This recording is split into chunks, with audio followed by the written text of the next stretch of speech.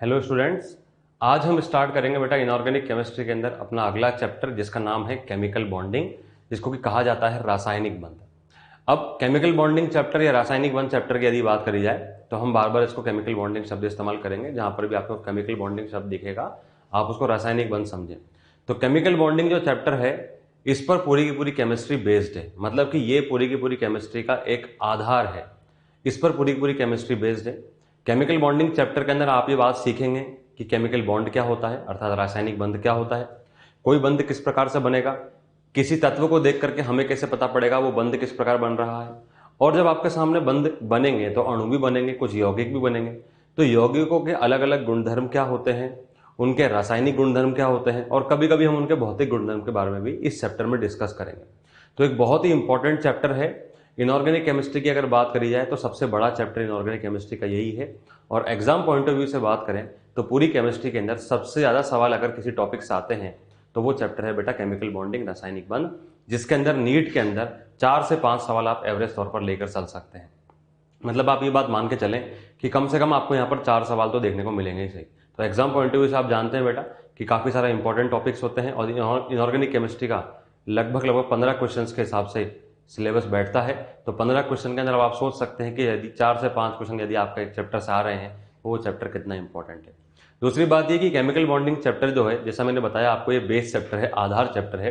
तो आगे के जो चैप्टर्स आप लोग सब पढ़ेंगे वो सब के सब आपको ऐसा देखने में लगेगा कि केमिकल बॉन्डिंग से रिलेटेड। केमिकल बॉन्डिंग चैप्टर बहुत ही कॉन्सेप्चुअल चैप्टर है, एकदम कॉन्सेप्ट चलेगा।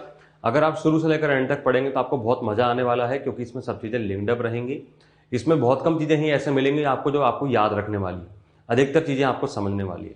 जैसा मैंने आपको बताया कि आगे के चैप्टर जो हैं वो इससे लिंक्ड अप हैं, इसलिए इस चैप्टर को आप ध्यानपूर्वक पढ़ें और समझ करके चलें। बहुत ही आसान चैप्टर है और बहुत ही मज़ेदार चैप्टर है, आपको पढ़ने में काफ़ी मजा आएगा। तो चलिए स्टार्ट करते हैं बेटा हम केमिकल बॉन्डिंग के बारे में।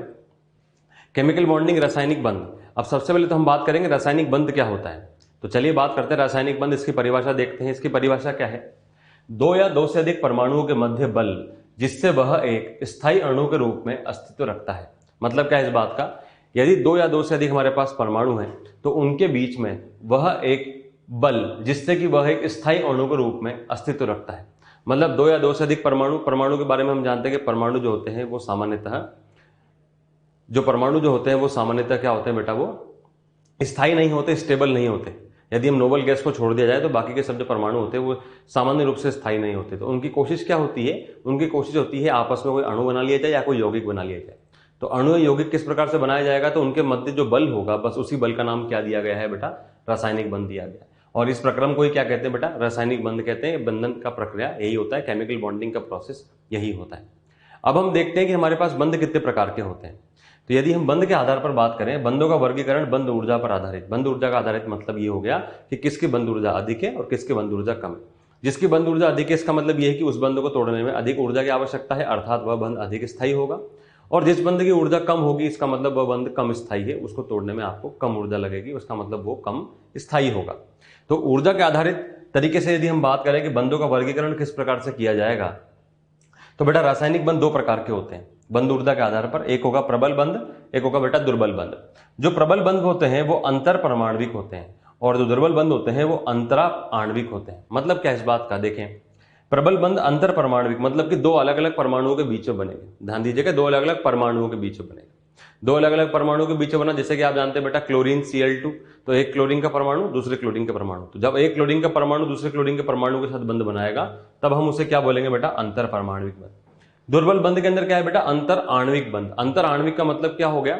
दो विभिन्न अणुओं के बीच में बंध बनेगा। जब दो विभिन्न अणुओं के बीच में बंध बनेगा, जैसे कि आगे चल के पढ़ेंगे बेटा, एक प्रकार का बंध होता है हाइड्रोजन बंध, जिसके अंदर जैसे एग्जांपल की बात करी जाए जल, वाटर, H2O और H2O, तो दो H2O के अणुओं के मध्य जो बल होगा उसको हम क्या बोलेंगे? अंतर आणविक बल, क्योंकि H2O एक अणु है। तो अंतर आणविक बल का मतलब क्या हो गया? दो विभिन्न, दो अलग अलग या दो समान भी प्रकार के अणु हो सकते हैं, दो अणुओं के मध्य जो बल होगा उसको क्या बोलेंगे? हम अंतर आणविक बंध बोलेंगे। अंतर आणविक बंध दुर्बल में आते हैं और जो अंतर परमाणविक है वो प्रबल में आते हैं। अब प्रबल के अंदर बात करी जाए कितने प्रकार के बंध होते हैं, तो सबसे पहले आता है बेटा हमारे पास आयनिक बंध, उसके बाद आता है बेटा हमारे पास सहसंयोजक बंध, उसके बाद आता है हमारे पास उप सहसंयोजक बंध, उसके बाद आता है बेटा हमारे पास धात्विक बंध। हम इस पूरे चैप्टर में इन सभी बंदों के बारे में डिटेल में काफी विस्तार में इसके बारे में स्टडी, इसके बारे में पढ़ाई करने वाले हैं। एक एक करके बंद को ध्यान से स्टडी करा जाएगा, उनके प्रॉपर्टीज, उनके गुणधर्मों के बारे में देखा जाएगा। उसके बाद दुर्बल बंध की यदि बात करें तो दुर्बल बंध के अंदर एक तो बेटा होता है हमारे पास हाइड्रोजन बंध, जैसा कि मैंने अभी आपको एग्जांपल बताया था, जल जो होता है, इसी को हम आगे चल के पढ़ेंगे इस चैप्टर में भी। और एक होता है बेटा वॉन्डरवॉल बल। वॉन्डरवॉल बल दुर्बल बल होते हैं, कब लगते हैं, कैसे लगते हैं, इस पूरे को भी हम इस चैप्टर में पढ़ने वाले। तो ये मैंने आपको बेसिक एक तरीके से लेआउट बताया बेटा, खाका बताया इस चैप्टर के अंदर हम किस तरीके से प्रोग्रेस करेंगे। पूरे बंदों के बारे में, एक एक बंदे के बारे में हम यहाँ पर डिटेल में स्टडी करने वाले हैं। नेक्स्ट अब हम बात करते हैं बेटा कि ऊर्जा वर्सेस अंतर्नाभिकीय दूरी का वक्र क्या होता है। मतलब बात यहां पर यह है कि जब भी कभी कोई दो परमाणु हैं तो दो परमाणु बंध बनाने के लिए आपस में आएंगे तो किस प्रकार से वहां पर ऊर्जा और अंतर्नाभिकीय का वक्र देखा जाता है। यह वक्र काफी इंपॉर्टेंट है, इसके बेस पर एग्जाम में सवाल पूछे जा सकते हैं और कॉन्सेप्ट को समझने के हिसाब से भी ये वक्र काफी इंपॉर्टेंट है, तो ध्यान से समझिए। पहले हम वक्र की बात करते हैं, वक्र क्या है। देखिए बेटा आपको यहाँ पर एक वक्र दिखाई दे रहा है। पहले तो आप इस बात को समझे कि वक्र शुरू कहां से हो रहा है, इसके अंदर क्या क्या है। देखिए बेटा आपको यहाँ पर एक वाई अक्ष दिख रहा है, वाई अक्ष पर आपको स्थितिज ऊर्जा, जिसको कि हम पोटेंशियल एनर्जी बोलते हैं, वो किलोजूल पर मोल के अंदर आपको दिया हुआ है। वाई एक्सिस पर आपको पोटेंशियल एनर्जी यानी कि स्थितिज ऊर्जा का कर्व दिख रहा है।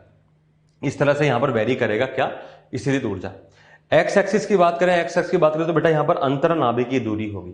जैसा कि नाम बोल रहा है, अंतर्नाभिकीय दूरी का मतलब यह हो गया कि जो दो परमाणु आपस में बंध बनाने के लिए आपस में एक दूसरे को अप्रोच करेंगे, एक दूसरे के समीप आएंगे, निकट आएंगे, तो उनके दोनों नाभिकों के मध्य क्या दूरी है, उसको नाम दिया गया है क्या, अंतर्नाभिकीय दूरी। अब अंतर्नाभिकीय दूरी चल रहा है हमारा एक्स एक्सिस पर और स्थितिज ऊर्जा यानी कि पोटेंशियल एनर्जी चल रहा है हमारा वाई एक्सिस के ऊपर। ठीक है, अब ग्राफ कैसे स्टार्ट हो रहा है देखिए बेटा। शुरुआत में जब दो परमाणु होंगे तो जो दो परमाणु होंगे, जैसे मान लीजिए हमारे पास में एक परमाणु है ए परमाणु और बगल में दूसरा परमाणु है हमारे पास में बी परमाणु।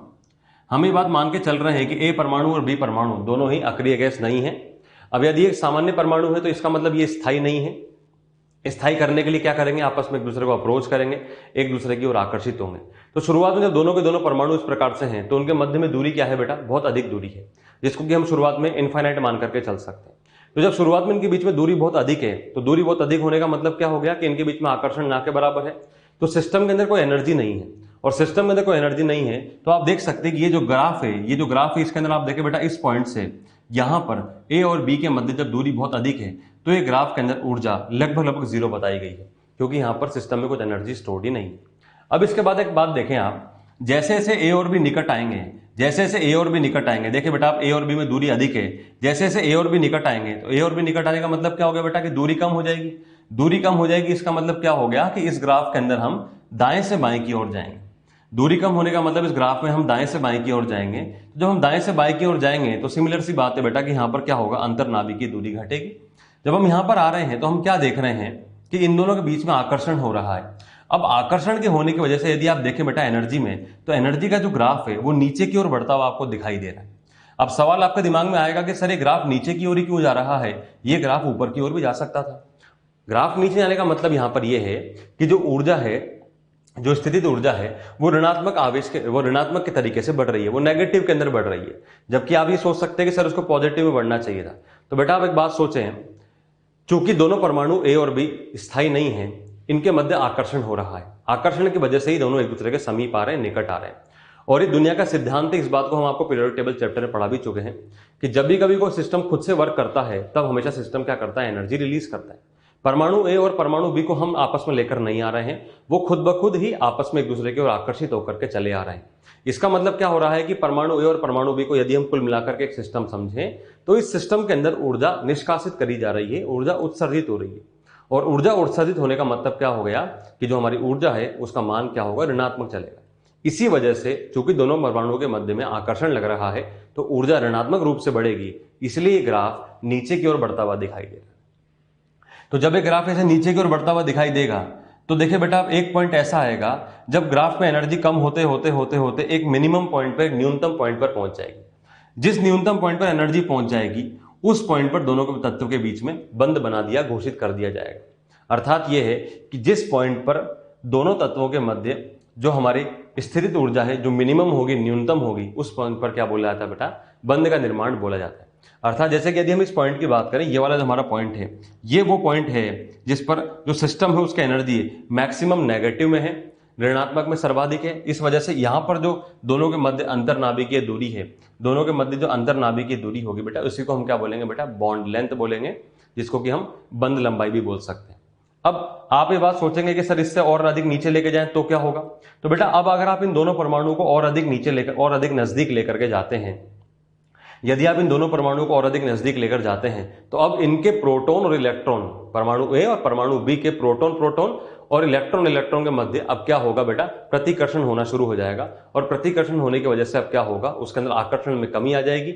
इसी वजह से आपको दोबारा से अब ऊर्जा बढ़ते हुए क्रम में इस प्रकार दिखाई देगी। तो ऊर्जा का वो पॉइंट जो आया है जिस पर नेट एनर्जी हमारे पास मिनिमम है, कुल स्थितिज ऊर्जा न्यूनतम है, उस पॉइंट पर जो ऊर्जा है उसी ऊर्जा को क्या कहा जाता है बेटा, बंध ऊर्जा कहा जाता है। अर्थात इस बंध को तोड़ने के लिए आपको इतनी अधिक ऊर्जा की तो आवश्यकता होगी ही होगी। और इसी पॉइंट पर दोनों तत्वों के मध्य जो अंतरनाभिकीय दूरी है, जो पृथक्करण की दूरी है, इसी को क्या कहा जाता है बेटा, अंतरनाभिकीय दूरी या फिर बंध लंबाई भी बोल सकते हैं, जिसको कि इंग्लिश में हम बॉन्ड लेंथ बोल सकते हैं। तो इस पूरे ग्राफ का सार बेटा यहां पर यह है कि जब भी कभी कोई दो परमाणु आपस में बंध बनाने के लिए आते हैं, तो दो परमाणु आपस में आकर्षित हो रहे हैं और आकर्षित होने की वजह से सिस्टम खुद कार्य कर रहा है, इस वजह से ऊर्जा उत्सर्जित होती है। तो यहां से आपने बात सीखी है कि दुनिया में जब भी कभी कोई बंध का निर्माण होगा, हमेशा ऊर्जा उत्सर्जित होगी।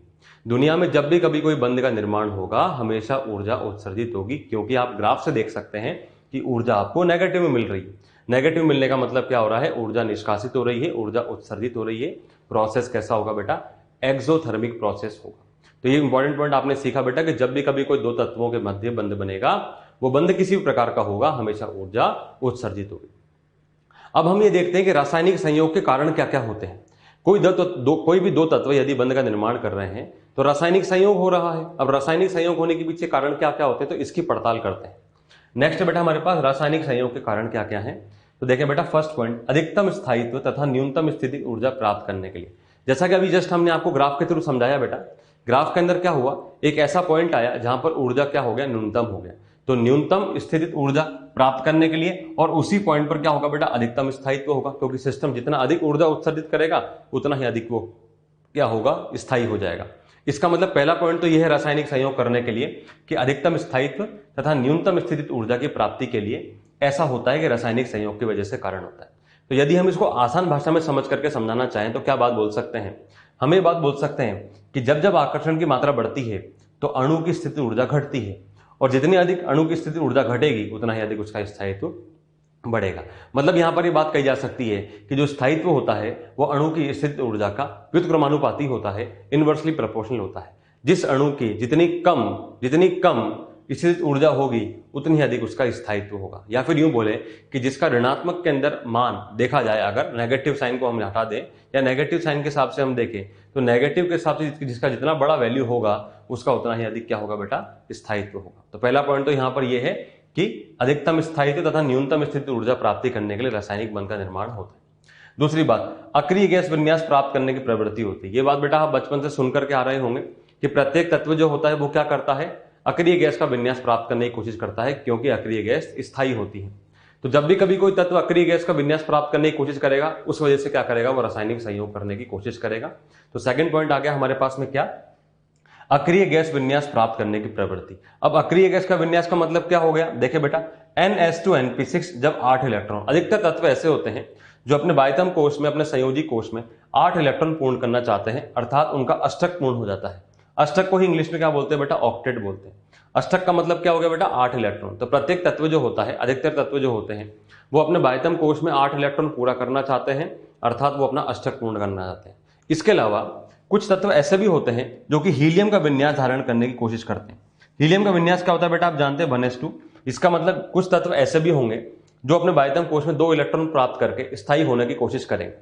इसको क्या बोलते हैं बेटा, द्विक विन्यास, जिसको इंग्लिश में डुप्लेट बोला जाता है।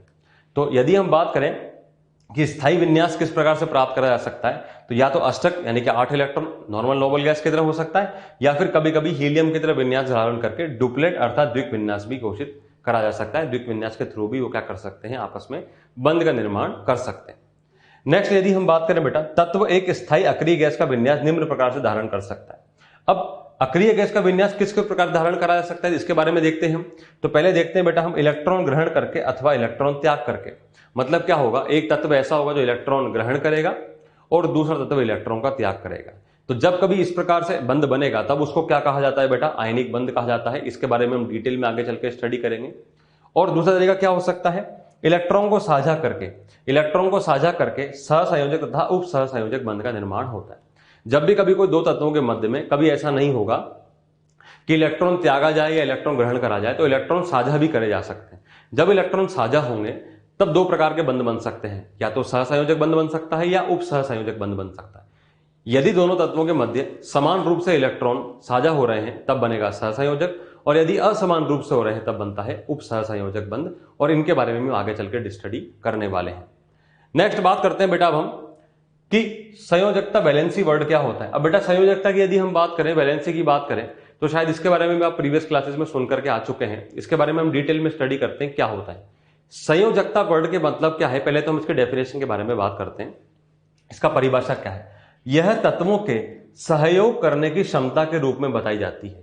इसको हम दूसरे भाषा में अगर बात करें, यह तत्वों के सहयोग करने की क्षमता के रूप में बताई जाती है। इसका मतलब क्या है, कोई तत्व कितने बंध का निर्माण कर रहा है या कोई तत्व कितने बंध का निर्माण कर सकता है, उसे ही उस तत्व की संयोजकता कह दी जाती है। मतलब यहां पर यह हो गया, जैसे कि नाइट्रोजन जो है वो 3 बंध का निर्माण करता है। बहुत ही कॉमन सा अणु है बेटा, अमोनिया NH3। नाइट्रोजन वहां पर 3 बंध का निर्माण कर रहा है, 3 हाइड्रोजन के साथ निर्माण कर रहा है, अर्थात नाइट्रोजन की संयोजकता कितनी है बेटा, 3।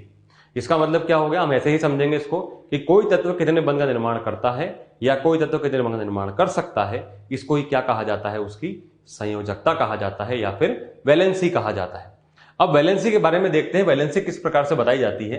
तो देखिए बेटा, हम ग्रुप नंबर के हिसाब से डिस्कस करते हैं। यहाँ पे ग्रुप नंबर, इसको की वर्ग संख्या बोल सकते हैं। ग्रुप नंबर 1 2 3 फिर 13 14 आ गया, मतलब यहाँ पी ब्लॉक आ गया, 15 16 17 18। अब आप देखिए बेटा एक बात, संयोजकता को बताने के लिए जो मॉडर्न कॉन्सेप्ट है, जो इलेक्ट्रॉन का आधार पर कॉन्सेप्ट है, वो क्या बात बोलता है, वो ये बात बोलता है कि जब तक हमारे पास संयोजी कोष के इलेक्ट्रॉन की संख्या 4 तक होगी, जब तक हमारे पास संयोजी कोष के इलेक्ट्रॉन की संख्या 4 तक होगी, तब तक संयोजकता जो है वो संयोजी इलेक्ट्रॉन की संख्या के बराबर हो जाएगी। जब तक हमारे पास संयोजी इलेक्ट्रॉन की संख्या 4 तक होगी, तब तक संयोजकता जो होगी वो संयोजी इलेक्ट्रॉन की संख्या के बराबर होगी। मतलब क्या है, इस बात को देखें बेटा, जैसे कि बेटा हम यहाँ पर बात करें ग्रुप नंबर 1, ग्रुप नंबर 2, इन सब के बारे में बात करें, तो बेटा ग्रुप नंबर 1 का विन्यास NS1, संयोजी कोष का विन्यास यहाँ चल रहे हैं सब के सब, संयोजी इलेक्ट्रॉन यहाँ चलेंगे और संयोजकता यहाँ चलेंगी। तो बेटा group number 1 NS1, group number 2 NS2, group number 13 अर्थात पी ब्लॉक में आ गए हम, बोरॉन फैमिली, बोरॉन परिवार के बारे में बात करें, NS2NP1, ग्रुप नंबर 14 का NS2NP2। यदि हम संयोजी कोष के इलेक्ट्रॉन अर्थात बाह्यतम कोष के इलेक्ट्रॉन के बारे में बात करेंगे, तो जितने इलेक्ट्रॉन है इसमें NS1 में 1 तो यहाँ पर 1, यहाँ 2 तो यहाँ 2, NS2NP1 में 2 और 1 3 तो यहाँ 3, 2 और 2 4 तो यहाँ पर 4। तो रूल ये बोलता है कि जब तक हमारे पास संयोजी कोष के इलेक्ट्रॉन की संख्या 4 तक होगी, तब तक जितने संयोजी इलेक्ट्रॉन है उतनी ही उसकी संयोजकता बता दी जाएगी। जैसे कि यहाँ पर संयोजी इलेक्ट्रॉन कितने बेटा, 1, तो संयोजकता कितनी आ गई बेटा, 1। ग्रुप नंबर 2 में संयोजी इलेक्ट्रॉन कितने बेटा, 2, तो संयोजकता कितनी आ गई, 2। ग्रुप नंबर 13 में संयोजी इलेक्ट्रॉन कितने बेटा, 3, तो संयोजकता भी कितनी आ गई बेटा, 3। ग्रुप नंबर 14 के अंदर संयोजी इलेक्ट्रॉन है बेटा 4, तो संयोजकता भी कितनी आ गई बेटा, 4। अब इसके बाद देखते हैं हम ग्रुप नंबर 15 से और उसके आगे की ओर क्या होगा। तो रूल ये बोलता है कि जब हमारे पास संयोजी कोष के इलेक्ट्रॉन की संख्या 5 या उससे अधिक होगी, जब हमारे पास संयोजी कोष के इलेक्ट्रॉन की संख्या 5 या उससे अधिक होगी, तो हम उस संख्या को 8 में से घटा करके बताएंगे कि उसकी संयोजकता क्या होगी। उस संख्या को हम 8 में से घटा करके बताएंगे कि उस तत्व की संयोजकता क्या होगी। मसलन एग्जांपल देखिए बेटा, यहाँ पर ग्रुप 15 16 17 18 ये लिख दिया हमने, सबका हमने सामान्य इलेक्ट्रॉनिक विन्यास बता दिया। NS2NP3, NS2NP4, NS2NP5, NS2NP6 के विन्यास है। संयोजी कोष के इलेक्ट्रॉन की संख्या के बारे में बात करी हम, तो संयोजी इलेक्ट्रॉन कितने बेटा यहाँ पर, NS2NP3 2 और 3 5, 2 और 4 6, 2 और 5 7, 2 और 6 8। तो रूल क्या बोलता है कि जब संयोजी कोष के इलेक्ट्रॉन की संख्या 5 या उससे अधिक होगी, तो हम उस संख्या को 8 में से घटा करके बताएंगे कि उस तत्व का क्या होगा, संयोजकता कितनी होगी। तो देखा बेटा आपने यहाँ पर 5, तो रूल क्या बोलता है बेटा, संयोजकता है 8 माइनस संयोजी इलेक्ट्रॉन की संख्या। तो ये कितना हो जाएगा बेटा, 8 माइनस 5। 8 माइनस 5 इसको हम ऐसे लिख सकते हैं, 8 माइनस 5, और 8 माइनस 5 का मतलब कितना आ गया, मान बेटा 3। इसका मतलब इस ग्रुप की संयोजकता कितनी होगी बेटा, 3 होगी। ग्रुप नंबर 16 की बात करें तो यहाँ क्या होगा बेटा, तो यहाँ देखेंगे हम 8 माइनस 6, और 8 माइनस 6 कितना आया बेटा, मान 2, अर्थात ग्रुप नंबर 16 का संयोजकता कितनी है बेटा, 2। और सिमिलरली 17 की बात करेंगे तो क्या होगा बेटा, 8 माइनस 7, अर्थात यहाँ 1 हो गया संयोजकता। और ग्रुप नंबर 18 की बात करें तो यहाँ पर 8 माइनस 8 यानी कि यहाँ पर 0 हो गया, यह किसी बंध का निर्माण नहीं करता है। इस प्रकार से संयोजकता के बारे में बता दिया गया है।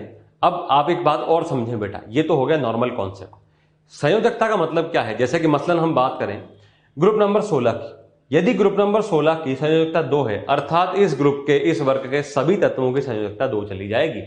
Oxygen, sulphur, selenium, tellurium, polonium, इन सभी तत्वों की संयोजकता क्या बताई जाएगी बेटा, 2 बताई जाएगी। इसका मतलब यहां पर यह है, इसको आप इस तरह से मान करके चलेंगे, यदि आपके सामने कभी कोई तत्व दे दिया गया, जैसे मान लीजिए आपके सामने सेलेनियम तत्व दे दिया गया, तो आप ऐसे नहीं सोचेंगे कि सर हमें सेलेनियम तो याद ही नहीं है, हमें उसके आवर्त सारणी में स्थान नहीं पता है। नहीं, आप सोचेंगे कि वो कौन से वर्ग से संबंधित है। आपने ये बात दिमाग में बिठाई कि वह ग्रुप नंबर 16 से संबंधित है, वर्ग संख्या 16 संबंधित है। चूंकि वर्ग संख्या 16 की संयोजकता 2 होती है, तो जैसी संयोजकता ऑक्सीजन की होती है वैसे ही सल्फर की होगी, वैसे ही सेलेनियम की होगी। तो इस प्रकार से आप बता सकते हैं कि सेलेनियम संयोजकता क्या होगी बेटा, 2 होगी। जैसे मान लीजिए आपसे बात करी जाए ग्रुप नंबर 14 के हिसाब से, आपसे बोला जाए कि जरा सोच करके बताएं कि एक तत्व है हमारे पास में लेड, पीबी, वो कितने बंध का निर्माण कर सकता है। तो आप ये नहीं सोचेंगे कि तत्व कहां पर है, आप ऐसे सोचेंगे कि तत्व जो है लेड, वो कौन से वर्ग में उपस्थित है। तो आपने ये बात सोचा कि कार्बन, सिलिकॉन, जर्मेनियम, टिन और लेड, ये सभी तत्व ग्रुप नंबर 14 में आते हैं। ग्रुप नंबर 14 कार्बन फैमिली है, इसकी संयोजकता 4 होती है, अर्थात लेड भी अधिकतम 4 बंध का निर्माण कर सकता है।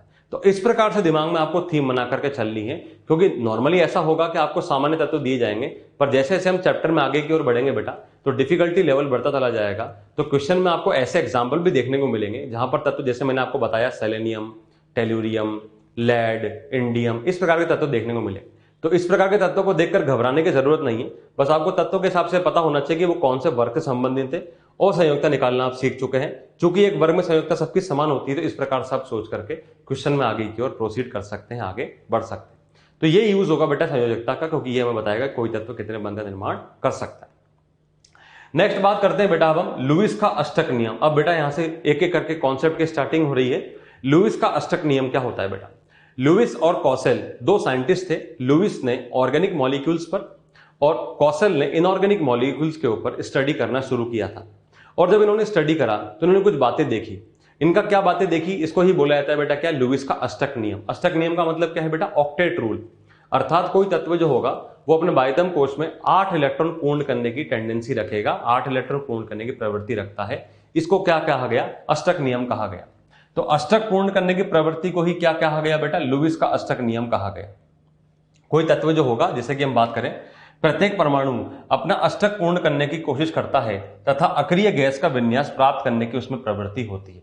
मतलब सिंपल सी बात बोल दी गई है कि जो परमाणु होगा, प्रत्येक परमाणु क्या होगा बेटा? लुईस अष्टक नियम के हिसाब से हम बात कर रहे हैं, प्रत्येक परमाणु अपने अक्रिय गैस के बराबर विन्यास धारण करने की कोशिश करता है। उसी बात को यहां पर बताया गया है।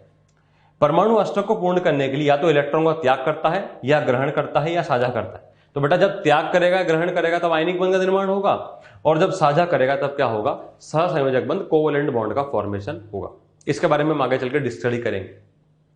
हाइड्रोजन तथा लिथियम अपना द्विक विन्यास पूर्ण करते हैं। जैसा कि हम देख करके आ चुके हैं, हमने देखा था बेटा द्विक विन्यास भी होता है, डुप्लेट भी होता है। तो हाइड्रोजन और लिथियम जो होंगे ये अपना द्विक विन्यास पूर्ण करेंगे, और बाकी के तत्व जो होंगे वो क्या होंगे? अपना अष्टक पूर्ण करने की कोशिश करेंगे। इसको क्या कहा जाता है बेटा? लुईस का अष्टक नियम कहा जाता है। अब लुईस का अष्टक नियम ये बात बोलता है कि जब भी कभी कोई तत्व बंध बनाएगा तो हमेशा कोशिश क्या करेगा? अपने बाह्यतम कोश में 8 इलेक्ट्रॉन पूर्ण करने की कोशिश करेगा। यदि उसके बाह्यतम कोश में 8 इलेक्ट्रॉन पूर्ण नहीं होते हैं तब वह बंध का निर्माण नहीं कर सकता है। अर्थात वह जो अणु आप बनाने की कोशिश कर रहे हैं उसका स्थायी नहीं होगा, उसका स्थायित्व नहीं घोषित करा जा सकता। मतलब इन्होंने एक बहुत इंपॉर्टेंट से एक जरूरी कंडीशन बता दी, कि इंपॉर्टेंट नेसेसरी कंडीशन बता दी कि प्रत्येक तत्व क्या करेगा? अपने बाह्यतम कोश में 8 इलेक्ट्रॉन पूर्ण करने की कोशिश करेगा। और यही बात हाइड्रोजन हीलियम की, तो वो क्या करेंगे? वो 2-2 इलेक्ट्रॉन पूर्ण करने की कोशिश करेंगे। तो इस आधार पर बताया गया अणु किस प्रकार से बनेंगे, और अणु के अंदर ये कंडीशन फॉलो होनी चाहिए। आगे बात करते हैं बेटा इसके अंदर हम। अब अष्टक नियम, तत्व अष्टक नियम का पूर्ण किस प्रकार से करते हैं? इलेक्ट्रॉन का त्याग ग्रहण करके पूर्णतः इलेक्ट्रॉन का स्थानांतरण, इसमें आयनिक बंध का निर्माण होता है। जैसे मैंने आपको पहले बताया बेटा कि जब इलेक्ट्रॉन त्याग करे जाएंगे, ग्रहण करे जाएंगे, मतलब कि पूर्णतः इलेक्ट्रॉन का स्थानांतरण। देखिए बेटा यहाँ पर पॉइंट आया है पूर्णतः। पूर्णतः का मतलब कंप्लीट ट्रांसफर हो गया इलेक्ट्रॉन का। कंप्लीट ट्रांसफर ऑफ इलेक्ट्रॉन हो जाएगा तो उसको में क्या बनेगा बेटा? आयनिक बंध का निर्माण बनेगा। जैसे कि एग्जाम्पल की बात करें बेटा, NaCl। अब NaCl आप जानते हैं बेटा बहुत कॉमन कंपाउंड NaCl। अब NaCl निर्माण कैसे हुआ? तो इन्होंने बताया कि देखिए भाई NaCl है, एक है Na, एक है Cl। Na की यदि बात करें, इसका विन्यास क्या बेटा? 2,8,1। तो ये तत्व क्या करेगा? अपना 1 इलेक्ट्रॉन त्यागने की प्रवृत्ति रखेगा। तो ये क्या करेगा, अपना एक इलेक्ट्रॉन त्याग देगा। तो जब ये अपना एक इलेक्ट्रॉन त्यागेगा तो एक इलेक्ट्रॉन त्यागने के बाद Na के ऊपर Na प्लस चार्ज आ जाएगा, अर्थात इसका विन्यास हो जाएगा बेटा 2,8। सिमिलरली क्लोरीन जो है इसका विन्यास है 2,8,7। तो ये क्या करेगा, ये एक इलेक्ट्रॉन ग्रहण करने की प्रवृत्ति रखेगा। तो जब ये एक इलेक्ट्रॉन ग्रहण करने की प्रवृत्ति रखेगा तो क्लोरीन से क्लोरीन माइनस Cl माइनस में कन्वर्ट हो जाएगा और इसका विन्यास 2,8,7 से 2,8,8 में तब्दील हो जाएगा। इस प्रकार से इसने इलेक्ट्रॉन त्याग करके स्थायी विन्यास ले लिया और इसने इलेक्ट्रॉन ग्रहण करके स्थायी विन्यास ले लिया। अब Na प्लस और Cl माइनस के मध्य जो आकर्षण बल होगा, क्योंकि Na प्लस पे पॉजिटिव चार्ज है, Cl माइनस पे नेगेटिव चार्ज है, इनके मध्य आकर्षण बल होगा। इसी आकर्षण बल को क्या कहा गया है बेटा, आयनिक बंध कहा गया है। इसी आकर्षण बल को क्या कहा गया है बेटा, आयनिक बंध कहा गया। तो इस प्रकार से आयनिक बंध का निर्माण होता है जब पूर्ण रूप से इलेक्ट्रॉन का स्थानांतरण हो जाएगा। एक तत्व इलेक्ट्रॉन दे देगा, दूसरा तत्व इलेक्ट्रॉन को ग्रहण कर लेगा। दूसरी बात करें हम समान इलेक्ट्रॉन के साझे द्वारा, तब यहां पर सहसंयोजक बंध का निर्माण होगा, अर्थात कोवेलेंट बॉन्ड का फॉर्मेशन होगा। जैसे एग्जांपल की बात करें बेटा, बहुत ही कॉमन सा एग्जांपल है हमारे पास कार्बन डाइऑक्साइड CO2। अब CO2 के अंदर क्या होता है, तो CO2 के अंदर आप देखें बेटा बीच में लिखा हुआ है कार्बन, बगल में दिखे हुए 2 ऑक्सीजन। पहली बात तो आप ये समझें कि ये जो आपके सामने संरचना दिख रही है, इस संरचना को आप क्या कहेंगे, इसको बोलते हैं बेटा Lewis dot structure, Lewis dot संरचना। अब लुईस डॉट संरचना किस प्रकार से बनाई जाती है, पहले हम इसके बारे में देखते हैं। देखिए बेटा यहाँ पर CO2 लिखा हुआ है। अब CO2 के अंदर आपको यहाँ पर कुछ इस प्रकार से आकृति दिख रही है, बहुत ही आसान है इसको बनाना। कैसे बनाएंगे आप, CO2 अणु की यदि बात करी जाए, CO2 अणु के अंदर पहले तो आप ये बात देखेंगे केंद्रीय परमाणु कौन होगा। तो सामान्यतः ऐसा होता है बेटा कि जिस तत्व का संख्या कम होती है उस अणु के अंदर या उस यौगिक के अंदर, उसे केंद्रीय परमाणु घोषित करा जाता है। जैसे कि आप यहां देख सकते हैं कार्बन डाइऑक्साइड CO2 के अंदर संख्या कम किसकी है, कार्बन की, क्योंकि एक कार्बन है और 2 ऑक्सीजन है। तो मैंने क्या बताया आपको, जिस तत्व की संख्या कम होती है उसको हम केंद्रीय परमाणु घोषित कर देते हैं। तो यहां पर केंद्रीय परमाणु कौन हो जाएगा बेटा, कार्बन हो जाएगा।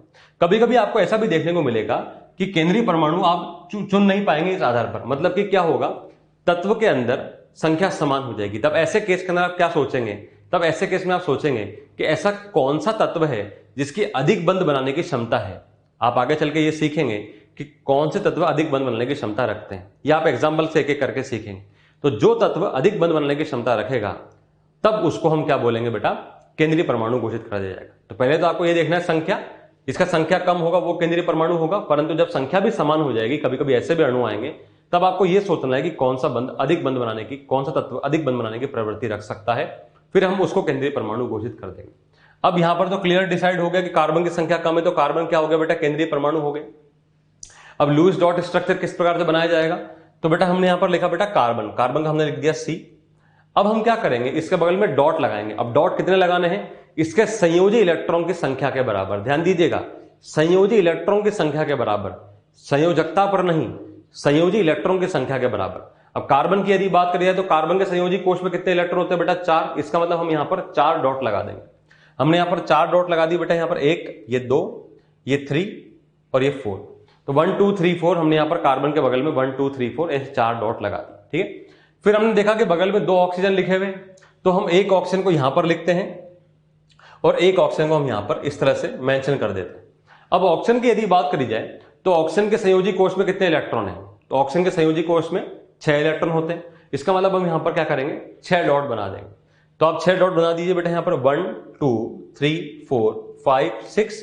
सिमिलरली यहां पर 1 2 3 4 5 और 6, ये हो गया। अब क्या है, अब सहसंयोजक बंध ये बात बोलता है कि देखिए भाई, कार्बन के पास में बाह्यतम कोष में 4 इलेक्ट्रॉन है, इसको यदि 4 इलेक्ट्रॉन और मिल जाएंगे तो ये क्या कर लेगा, स्थायी विन्यास ग्रहण कर लेगा। सिमिलरली ऑक्सीजन की यदि बात करी जाए तो ऑक्सीजन के पास बाह्यतम कोष के अंदर 6 इलेक्ट्रॉन है और प्रत्येक ऑक्सीजन को 2-2 इलेक्ट्रॉन की रिक्वायरमेंट है, 2-2 इलेक्ट्रॉन की जरूरत है। तो क्यों ना ऐसा सोचा जाए कि कार्बन अपने 2 इलेक्ट्रॉन इस ऑक्सीजन के 2 इलेक्ट्रॉन को साझा करे। ध्यान दीजिएगा, सिर्फ साझा करे जा रहे हैं, दिए नहीं जा रहे हैं, लिए नहीं जा रहे हैं, सिर्फ साझा करे जा रहे हैं। तो ये वाला कार्बन इस वाले ऑक्सीजन के साथ 2-2 इलेक्ट्रॉन शेयर करेगा, इसको 2 इलेक्ट्रॉन की रिक्वायरमेंट है, इसको 2 इलेक्ट्रॉन चाहिए। सिमिलरली कार्बन के 2 इलेक्ट्रॉन इस वाले ऑक्सीजन के 2 इलेक्ट्रॉन के साथ में इलेक्ट्रॉन को साझा कर सकते हैं। तो जब इस प्रकार से इलेक्ट्रॉन को साझा करेंगे तब क्या होगा, तब आप देखिए बेटा बात कि ऑक्सीजन की यदि हम बात करें तो ऑक्सीजन को 2 इलेक्ट्रॉन चाहिए, तो ऑक्सीजन ने यहां पर 2 इलेक्ट्रॉन लेकर के अष्टक का पूर्ण कर लिया, ये वाले ऑक्सीजन ने भी 2 इलेक्ट्रॉन लेकर के अष्टक पूर्ण कर लिया। और रही बात कार्बन की, तो कार्बन को भी यहां पर क्या मिल गया बेटा, 2-2 इलेक्ट्रॉन मिल गए। अब आप इससे देखिए क्या फायदा हुआ, फायदा ये हुआ कि प्रत्येक तत्व के पास में 8 इलेक्ट्रॉन पूरे हो चुके हैं। आप देख सकते हैं बेटा, कार्बन को देखिए बेटा, आप कार्बन के पास में 4 तो ऑलरेडी थे, दो यहां से आए, दो यहां से आए, तो 1 2 3 4 5 6 7 8 कार्बन का अष्टक पूर्ण हो गया। कार्बन के पास में 8 इलेक्ट्रॉन पूर्ण हो गए। ऑक्सीजन की यदि हम बात करें, पहले इस ऑक्सीजन के देखे बेटा, तो ऑक्सीजन के पास ऑलरेडी 6 इलेक्ट्रॉन थे, 1 2 3 4 5 6, 2 कार्बन से ले लिए। अब इस ऑक्सीजन के पास में कितने इलेक्ट्रॉन हो गए? 8 इलेक्ट्रॉन हो गए, अर्थात इसका भी अष्टक पूर्ण हो गया। नेक्स्ट अगर इस ऑक्सीजन की बात करी जाए तो इसके पास कितने इलेक्ट्रॉन है बेटा? तो पहले से इसके पास 6 इलेक्ट्रॉन थे, 1 2 3 4 5 6, 2 इस कार्बन से ले लिए, अर्थात इस वाले ऑक्सीजन के पास में भी 8 इलेक्ट्रॉन पूर्ण हो चुके हैं। तब आपने यहां पर देखा कि किस प्रकार से इलेक्ट्रॉन को साझा करके भी तत्व आपस में साझा करके क्या कर सकते हैं? अपना अष्टक पूर्ण कर सकते हैं। तो जब तत्व आपस में इलेक्ट्रॉन को साझा करके अपना अष्टक पूर्ण करेंगे, तब जो बंध का निर्माण होगा उसे क्या कहा जाएगा बेटा? सहसंयोजक बंध का निर्माण कहा जाएगा। अब आप देखें बेटा, यही संरचना यहां पर बना करके बताई गई, बस अंतर यहां पर इतना सा है कि सिर्फ आपको समझाने के लिए इस डॉट को यहां पर क्रॉस से बता दिया गया है। तो आप चाहें तो डॉट लगाएं, आप चाहें तो क्रॉस लगाएं, जैसा कि आप समझ सकते हैं। समझने के लिए कॉन्सेप्ट है, एक्चुअल में डॉट लगाया जाता है, सिर्फ आपको समझाने के लिए यहां पर क्रॉस बताया गया है। अब इसमें आप एक बात देखें बेटा, यह कार्बन डाइऑक्साइड CO2 अणु का निर्माण हो गया। जब CO2 अणु का निर्माण हुआ तब आप देखें बेटा कि कार्बन ऑक्सीजन के मध्य में 2 2 इलेक्ट्रॉन इस प्रकार साजित हुए।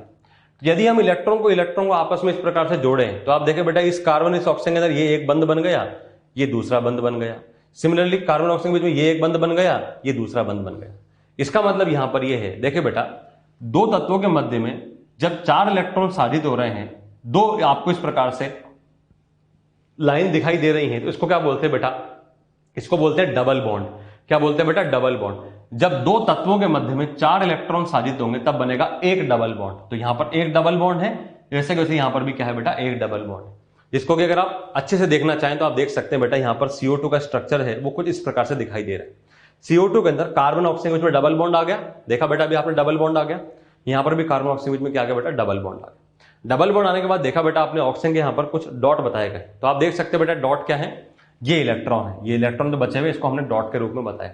अब आप एक बात देखें बेटा, यह जो इलेक्ट्रॉन होते हैं तो बंध बनाने के पश्चात ऐसे इलेक्ट्रॉन का युग्म जो कि बंध निर्माण में पार्टिसिपेट नहीं कर रहा है, मतलब कि यह उसके संयोजी कोष के इलेक्ट्रॉन का हिस्सा तो है, परंतु इन इलेक्ट्रॉन ने बंध निर्माण के अंदर कोई योगदान नहीं निभाया है। तो ऐसे इलेक्ट्रॉन का जो युग्म है, 2 इलेक्ट्रॉन है, युग्म जो है इसको कहा जाता है बेटा लोन पेयर या एकाकी इलेक्ट्रॉन युग्म। एकाकी इलेक्ट्रॉन युग्म बोले या लोन पेयर बोले, अर्थात मतलब यहां पर बात यह है कि कार्बन के पास में कोई लोन पेयर नहीं होगा, परंतु प्रत्येक ऑक्सीजन के पास में 2 2 लोन पेयर होंगे। इसके पास में 2 लोन पेयर हैं, इसके पास में 2 लोन पेयर, क्योंकि लोन पेयर का मतलब क्या बताया मैंने आपको? संयोजी कोष के वो इलेक्ट्रॉन जो कि बंध निर्माण में भागीदार नहीं होंगे, पार्टिसिपेट नहीं करेंगे। 2 इलेक्ट्रॉन का एक युग्म बनेगा, इसका मतलब आप देख सकते हैं बेटा, 2 एक युग्म यहां, एक युग्म है यहां। इस ऑक्सीजन के पास में 2 लोन पेयर हो गए, 2 एकाकी इलेक्ट्रॉन युग्म हो गए, और वैसे के वैसे इस ऑक्सीजन के पास में 2 लोन पेयर हो गए, 2 एकाकी इलेक्ट्रॉन युग्म हो गए। तो बेटा यहां से आपने सीखा कि संरचना किस प्रकार से बनाई जाती है, संरचना बनाने के लिए हमें क्या क्या देखना होता है, और लोन पेयर एकाकी इलेक्ट्रॉन युग्म के बारे में भी आप सीखे। इस कॉन्सेप्ट को बेटा ध्यान से समझें, इस कॉन्सेप्ट को हम पूरे चैप्टर में और आगे चल के पूरी इनऑर्गेनिक केमिस्ट्री के अंदर यूज करा जाएगा। तो बेटा लोन पेयर या एकाकी इलेक्ट्रॉन युग्म क्या होता है कि संयोजी कोष के वो इलेक्ट्रॉन जो कि बंध निर्माण में भागीदार नहीं होते हैं, तो 2 इलेक्ट्रॉन का युग्म जो है उसको क्या कहा जाता है? लोन पेयर या एकाकी इलेक्ट्रॉन युग्म कहा जाता है। तो बेटा हमने देखा एक प्रकार से तो क्या आयनिक बंध का निर्माण हो सकता है, एक है हमारे पास में सहसंयोजक बंध का निर्माण, और क्या हो सकता है? जब असमान इलेक्ट्रॉन के साझे द्वारा बंध बनेगा तब उसको हम बोलेंगे उप सहसंयोजक बंध का निर्माण, और इसको आगे चलकर हम एक सेपरेट टॉपिक के रूप में स्टडी करेंगे, आगे चलकर हम इसको अलग से स्टडी करने वाले हैं। तो हमने देखा बेटा इस प्रकार से क्या हो सकता है? बंध निर्माण हो सकता है। अष्टक नियम को इस प्रकार से माना जा सकता है। तो शुरुआत के अंदर यदि देखा जाए तो अणु जो है वो अष्टक नियम को मान रहे थे। इस प्रकार से यदि कोई अणु अष्टक नियम को मानेगा तब उस अणु का स्थायित्व बताया जाएगा, और यदि कोई अणु इसको नहीं मानता है तब उसका स्थायित्व नहीं होगा, वह एक अस्थायी अणु होगा। तो मूल बात इसमें यह है कि प्रत्येक तत्व अपने बाह्यतम कोश में 8 इलेक्ट्रॉन पूर्ण करने की प्रवृत्ति रखता है, इसलिए इस नियम को क्या कहा गया है? अष्टक नियम कहा गया है, ऑक्टेट रूल कहा गया है। अब इसके बाद में हम ये बात देखते हैं कि क्या हर बार ऐसा होता है, क्योंकि इन्होंने तो अपनी थ्योरी बोल दी, क्या हर बार ऐसा होगा कि प्रत्येक यौगिक जो हमें मिल रहा है उसके अंदर हमें अष्टक पूर्ण होता हुआ दिखाई देगा? तो चलिए बात करते हैं बेटा, इसमें कुछ इंपॉर्टेंट पॉइंट्स और हैं। नेक्स्ट क्या है बेटा? अष्टक नियम के अपवाद। अब अपवाद का मतलब क्या हो गया कि कुछ ऐसे पॉइंट जो कि अष्टक नियम को मानने से इंकार कर देते हैं, जो कि अष्टक नियम को फॉलो नहीं करते हैं। और यहां पर सबसे पहला जो हमारे पास आता है वो है अपूर्ण अष्टक वाले अणु, जिनको कि हम इलेक्ट्रॉन न्यून अणु कहते हैं, या जिनको कि इंग्लिश के अंदर हाइपोवैलेंट कहा जाता है। अब जैसा कि नाम बता रहा है, अपूर्ण अष्टक वाले अणु या इलेक्ट्रॉन न्यून अणु। अपूर्ण अष्टक वाले का मतलब क्या हो गया बेटा? इसके अंदर इलेक्ट्रॉन की संख्या अष्टक से कम होगी। इसके डेफिनेशन की बात करें तो यौगिक जिनके केंद्रीय परमाणु के संयोजकता कोष में 8 से कम इलेक्ट्रॉन होते हैं, मतलब जिनके बाह्यतम कोष में, संयोजी कोष में बंध बनाने के पश्चात आपको 8 से कम इलेक्ट्रॉन दिखाई दें, उन यौगिक को क्या कहा जाएगा?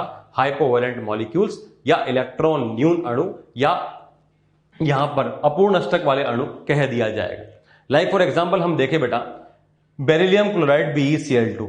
अब बेरिलियम क्लोराइड BeCl2 का निर्माण कैसे होगा, पहले तो आप इस बात को समझें। देखिए बेटा, हमने बताया बेटा आपको यहां पर बेरिलियम होगा, बेरिलियम। अच्छा, बेरिलियम क्लोराइड की यदि बात करी जाए, हमारे पास में यौगिक क्या है बेटा? Beryllium chloride BeCl2। BeCl2 के अंदर केंद्रीय परमाणु क्या होगा? तो हमने क्या सीखा, इसका नंबर कम होता है वो केंद्रीय परमाणु होता है। तो केंद्रीय परमाणु कौन हो गया बेटा? बेरिलियम, क्योंकि बेरिलियम का एक ही परमाणु है, क्लोरीन के 2 परमाणु। अब बेरिलियम की यदि बात करी जाए तो बेरिलियम के बाह्यतम कोष, संयोजी कोष में कितने इलेक्ट्रॉन है बेटा? 2 इलेक्ट्रॉन है। तो हमने क्या करा, यहां पर 2 डॉट लगा दिए, 1 डॉट यहां, 1 डॉट यहां। फिर हमने ये बात देखा कि यहां पर 2 क्लोरीन लगा हुआ है। अब क्लोरीन कौन से वर्ग में उपस्थित है? क्लोरीन ग्रुप नंबर 17 में उपस्थित है, अर्थात इसके बाह्यतम कोष में 7 इलेक्ट्रॉन होंगे। तो हमने इस प्रकार लिखा बेटा यहां पर क्लोरीन, और क्लोरीन के पास हमने 1 2 3 4 5 6 और 1 7 इस प्रकार से बता दिए। फिर एक क्लोरीन को हमने यहां पर लिखा, इस क्लोरीन के पास में 7 होंगे, तो 1 2 3 4 5 6 और 1 7। अब आप एक बात देखें बेटा, इस क्लोरीन को कितने इलेक्ट्रॉन की आवश्यकता है? 1 इलेक्ट्रॉन की आवश्यकता है। तो ये वाला क्लोरीन तो 1 इलेक्ट्रॉन बेरिलियम के साथ में यहां पर साझा कर लेगा, इसका तो अष्टक पूर्ण हो गया। इस वाले क्लोरीन को भी 1 इलेक्ट्रॉन की आवश्यकता है, ये भी बेरिलियम के साथ में 1 इलेक्ट्रॉन साझा कर लेगा, इसका भी अष्टक पूर्ण हो गया। परंतु अब यदि आप बेरिलियम को देखें तो बेटा बेरिलियम को देखने पर आपको ये बात समझ में आएगी कि बेरिलियम का अष्टक पूर्ण नहीं हुआ है। बेरिलियम का अष्टक पूर्ण नहीं हुआ है। बेरिलियम के पास यदि आप कुल इलेक्ट्रॉन की संख्या देखें तो बेटा कितने हो गए? 4 हो गए। तो बेटा इस संरचना को यहां पर इस प्रकार बताया गया है, बेरिलियम और क्लोरीन के बीच में पहला बंध यहां बनेगा, एक बंध यहां बनेगा। तो आपने जब यहां गणना करी तो बेरिलियम के पास संयोजी कोष में कितने इलेक्ट्रॉन मिले बेटा? आपको सिर्फ और सिर्फ 4 इलेक्ट्रॉन मिले। अब 4 इलेक्ट्रॉन मिलने का मतलब है कि अष्टक तो पूर्ण हुआ नहीं, और अष्टक यदि पूर्ण हुआ नहीं तो इस अणु को तो बनना ही नहीं चाहिए था, यह अणु तो अस्थायी होना चाहिए था। परंतु यह अणु काफी स्थायी होता है, यह हमें नेचर में मिलता है। जो चीज हमें नेचर में मिलती है हम उसको नकार नहीं सकते, प्रत्यक्ष को प्रमाण की आवश्यकता नहीं होती है। तो जो चीज आपको दिखाई दे रही है आप उसको नकार नहीं सकते। तो चूंकि आपको बेरिलियम क्लोराइड एटमॉस्फेयर में नेचर में मिलता है, इसका मतलब यह एक स्टेबल मॉलिक्यूल है, स्थायी मॉलिक्यूल है। अब यदि स्थायी मॉलिक्यूल है तो यहां पर तो अष्टक पूर्ण नहीं हो रहा है। तो ऐसे अणु जहां पर केंद्रीय परमाणु के पास अष्टक से कम इलेक्ट्रॉन होंगे वह कहे जाएंगे इलेक्ट्रॉन न्यून अणु या अपूर्ण अष्टक वाले। इनको क्या कह सकते हैं बेटा? हाइपोवैलेंट मॉलिक्यूल बोल सकते हैं। तो बेटा ये क्या हो गया? एक अपवाद हो गया। किसका हो गया अपवाद? अष्टक नियम का। और एग्जांपल की बात करें बेटा, और एग्जांपल जैसे कि AlCl3, और एग्जांपल की बात करें बेटा हमारे पास आ गया AlCl3, BF3, BBr3 एटसेट्रा, ये सब इसके एग्जांपल है। जैसे बेटा हम BF3 की स्ट्रक्चर की बात करें तो एक संरचना में आपको बना के बता देता हूं बेटा। जैसे अपने आपने बेरिलियम क्लोराइड देखा, BF3 का निर्माण कैसे होगा? तो बेटा BF3 के अंदर केंद्रीय परमाणु कौन है बेटा? बोरोन होगा। आप समझ सकते हैं बेटा BF3 के अंदर कम संख्या किसकी है? बोरोन की। तो केंद्रीय परमाणु बोरोन हो गया। बोरोन ग्रुप संख्या 13, बोरोन फैमिली का एलिमेंट है, उसके पास में बाह्यतम कोष में 3 इलेक्ट्रॉन होंगे। तो हमने यहां पर 1, ये 2 और ये 3 बता दिए, इस प्रकार बता दिए बेटा। अब कितने फ्लोरीन है बेटा? 3 फ्लोरीन है। तो हमने बेटा यहां पर 3 फ्लोरीन लिख दिया, यहां पर 1 फ्लोरीन लिखा, ये दूसरा फ्लोरीन हमने ऐसा लिखा, ये तीसरा फ्लोरीन हमने इस प्रकार यहां लिख दिया। अब बेटा सोचे फ्लोरीन के बाह्यतम कोष संयोजी कोष में कितने इलेक्ट्रॉन होंगे? तो बेटा फ्लोरीन हैलोजन फैमिली का मेंबर है, इसका बाह्यतम कोष में 7 इलेक्ट्रॉन होंगे, ग्रुप संख्या 17 का तत्व है। तो हम यहां पर 7 डॉट लगा देते हैं, 1 2 3 4 5 6 7। सिमिलरली यहां 1 2 3 4 5 6 7 और यहां पर 1 2 3 4 5 6 और ये 7। तो अब आप देख सकते हैं बेटा कि प्रत्येक फ्लोरीन को केवल और केवल 1 इलेक्ट्रॉन की आवश्यकता है। तो फ्लोरीन क्या करेगा? इस वाले फ्लोरीन ने इस तत्व के साथ में इसका 1 इलेक्ट्रॉन यहां पर इस प्रकार साझा कर लिया, ये यहां पर इसने साझा कर लिया, और ये यहां पर भी इसने क्या करा बेटा? ऐसे साझा कर लिया। तो फ्लोरीन की यदि बात करें तो फ्लोरीन का तो अष्टक पूर्ण हो चुका है, परंतु क्या बोरोन का अष्टक पूर्ण हुआ? तो बोरोन के हम इलेक्ट्रॉन गणना करके देखते हैं। बोरोन ने 1 इलेक्ट्रॉन यहां से लिया, 1 इलेक्ट्रॉन यहां से लिया, 1 इलेक्ट्रॉन यहां से लिया। यदि आप ध्यान से देखें बेटा तो बोरोन के पास में सिर्फ और सिर्फ यहां पर 6 इलेक्ट्रॉन हुए। 6 इलेक्ट्रॉन होने का मतलब यह है कि इसका अष्टक पूर्ण नहीं हुआ। अब इसका अगर अष्टक पूर्ण नहीं हुआ तो इस कंपाउंड को, इस यौगिक को भी अस्थायी होना चाहिए, पर यह यौगिक भी हमें नेचर में मिलता है। इसका मतलब यह भी क्या हो गया? एक अपवाद हो गया बेटा। किसका? इलेक्ट्रॉन न्यून। ये किसका अपवाद हो गया बेटा? अष्टक नियम का अपवाद हो गया। और चूंकि इसमें केंद्रीय परमाणु पर इलेक्ट्रॉन की संख्या 8 से कम है तो इसको भी किस श्रेणी में रखा जाएगा? हाइपोवैलेंट की, इलेक्ट्रॉन न्यून अणु की श्रेणी में रखा जाएगा। नेक्स्ट बात करते हैं बेटा, अगला हमारे पास अपवाद क्या है। अगला अपवाद है अष्टक का प्रसार, हाइपरवैलेंट स्पीशीज। अब हाइपरवैलेंट का मतलब क्या होता है, इसको हम समझने की कोशिश करते हैं। हाइपरवैलेंट क्या होता है, अष्टक का प्रसार का मतलब क्या होता है।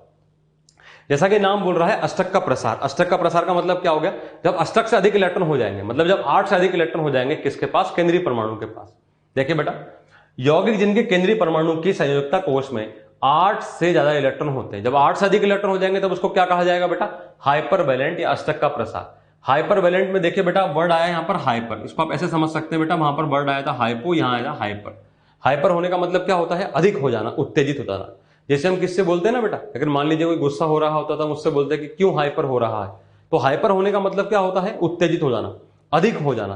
तो जब उसके पास बाह्यतम कोश में इलेक्ट्रॉन 8 से अधिक हो जाएंगे तो उसको क्या कहा जाएगा, हाइपरवैलेंट कहा जाएगा, अष्टक का प्रसार कहा जाएगा। लाइक फॉर एग्जांपल हम देखें बेटा यहां पर PCl5। अब PCl5 की यदि बात करी जाए तो PCl निर्माण कैसे होगा, तो देखिए बेटा आप सिंपल सा कॉन्सेप्ट है, यहां पर हम डायरेक्ट आपको स्ट्रक्चर से बता देते हैं। फास्फोरस की यदि बात करी जाए, जब पहली बात तो यहां पर फास्फोरस केंद्रीय परमाणु है, क्यों है आपको समझ में आ रहा होगा, क्योंकि फास्फोरस की संख्या कम है। फास्फोरस केंद्रीय परमाणु, इसके बाह्यतम कोश में कितने इलेक्ट्रॉन होंगे। अब फास्फोरस चूंकि ग्रुप संख्या 15, वर्ग संख्या 15 का तत्व है, जिसके बाह्यतम कोश में संयोजी कोश में 5 इलेक्ट्रॉन होते हैं। इसका मतलब फास्फोरस के पास में 1 2 3 4 और 5 इलेक्ट्रॉन होंगे। फिर हम बात करें क्लोरीन की, तो क्लोरीन के पास कितने इलेक्ट्रॉन होंगे बेटा, तो क्लोरीन के पास तो 7 इलेक्ट्रॉन होते हैं। तो यहां पर 5 क्लोरीन है, तो क्लोरीन के पास 1 2 3 4 5 6 7, 1 2 3 4 5 6 7, 1 2 3 4 5 6 7, 1 2 3 4 5 6 7, 1 2 3 4 5 6 7। तो आप देख सकते हैं बेटा प्रत्येक क्लोरीन को सिर्फ और सिर्फ 1 इलेक्ट्रॉन की आवश्यकता है। तो जब प्रत्येक क्लोरीन यहां पर एक इलेक्ट्रॉन साझा कर लेगा तो क्लोरीन का तो अष्टक पूर्ण हो जाएगा। आप देख सकते हैं, आप किसी भी क्लोरीन को देखो, मान लो कि मैं इस क्लोरीन की बात करूं, क्योंकि सभी क्लोरीन तो समान है बेटा। यदि हम इस क्लोरीन की बात करें तो इस क्लोरीन के पास तो अष्टक पूर्ण हो चुका है। अब सभी क्लोरीन का अष्टक पूर्ण हो जाएगा, तो पांचों के पांचों क्लोरीन का तो अष्टक पूर्ण हो गया। परंतु यदि आप केंद्रीय परमाणु पर ध्यान दें तो फास्फोरस ने भी सबसे एक इलेक्ट्रॉन साझा किया है। तो फास्फोरस ने 1 इलेक्ट्रॉन इस क्लोरीन से, 1 इलेक्ट्रॉन इस क्लोरीन से, 1 इलेक्ट्रॉन इस क्लोरीन से, 1 इलेक्ट्रॉन इस क्लोरीन से, 1 इलेक्ट्रॉन इस क्लोरीन से लिया। तो यदि आप यहां कुल इलेक्ट्रॉन की संख्या ज्ञात करें तो फास्फोरस के पास कितने थे बेटा, यहां पर गिने आप 1 2, ये 3 और 1 4 यहां से, 5 और 1 6 आ गया, 7 और 1 8 यहां आ गया, 9 और 1 10 यहां पर आ गया। कहने का मतलब मेरा यहां पर यह है कि फास्फोरस के पास यदि आप कुल इलेक्ट्रॉन की संख्या गिने तब आपको यहां पर 8 नहीं मिलेंगे, यहां पर आपको 10 इलेक्ट्रॉन मिलेंगे। अब यहां पर आपको 10 इलेक्ट्रॉन मिले, क्योंकि 10 का मान 8 से अधिक है, इसलिए हम क्या बोल रहे हैं, यह अष्टक का प्रसार हो गया, हाइपर हो गया, हाइपरवैलेंट हो गया।